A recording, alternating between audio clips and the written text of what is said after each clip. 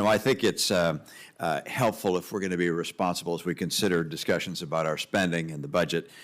If we put COVID funding aside, because I think it's embarrassing to suggest the president has reduced the size of the deficit or reduced spending as a percentage of GDP. When we had COVID, we were in the midst of COVID, we passed extraordinary measures. The president, well, went far beyond Congress with a $1.9 trillion plan. To say somehow that he's been cutting the deficit is just not realistic. And Senator Scott described the change in actual federal funding on a baseline basis. I think if you're serious about discussing the budget and what's going on, what our needs are, putting COVID funding aside is essential for that conversation. On a separate topic, I'm not aware of anyone in this category, but are you aware of anyone of the elected officials we have in the federal government, at the Congress, or anywhere else that have proposed cutting or have currently proposed cutting benefits for Social Security of any kind? Senator, I have heard of proposals. No. You've heard of proposals from a current senator, currently or congressman, currently proposing to cut benefits to Social Security. Yes. Have they changed their position? No. Maybe. But yes. Members who are current members. I said, has anyone in the last several months or the last year, has anyone, Republican or Democrat, proposed Social Security benefits? So now you're asking if people change their position? Maybe. But there are Are you aware of anyone? There is a record. Are you aware of anyone? Excuse me. Are you aware of anyone? Are you aware of anyone proposing cutting Social Security benefits? Your first question, current members have well-known policies out there to cut Social Security and Medicare. That's simply wrong.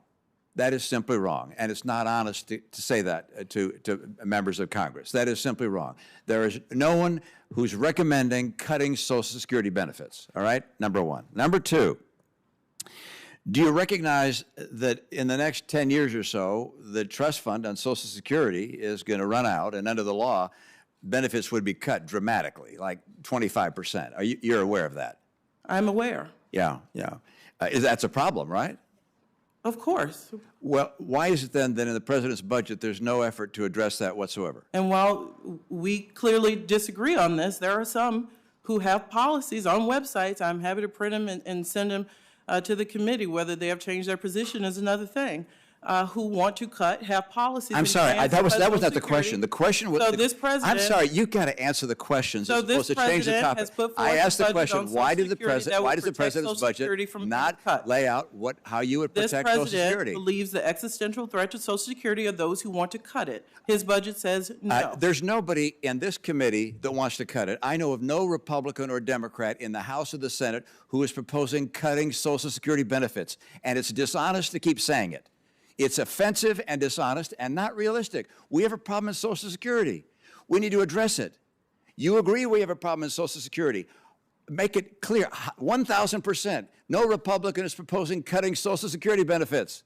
Now, the question is, why have you not proposed in your budget any action to protect Social Security? Senator, I look forward to seeing plans that are very clear. The question is, why have you not proposed it?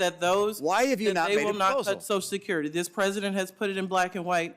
We look forward to seeing a plan that suggests that Social Security is off the table. This president believes the biggest threat to Social Security are those who want to cut it. His budget says no. You know, I really do find that just offensive in the extreme, which is you can't name anyone who is proposing Social Security benefits. I have said, and I know my colleagues, no one is proposing cutting Social Security benefits for our Social Security recipients. No one is proposing that on our side. And you keep on saying that's the biggest threat. The biggest threat is in 10 years or so, the Social Security Trust Fund runs out of money and benefits get automatically cut by 25%. We don't want that to happen. I'm upset that the president hasn't included any effort to address that shortfall because I want to protect Social Security benefits for all of our recipients. Now, a question I have is, you do, fortunately, look at Medicare and suggest, hey, we need to take action to protect Medicare. I agree with that. I'm glad you do. You propose, however, the only solution is not cutting costs at all, but only raising taxes. do you believe there's any prospect that Republicans are going to vote to raise taxes only as a way to save Medicare?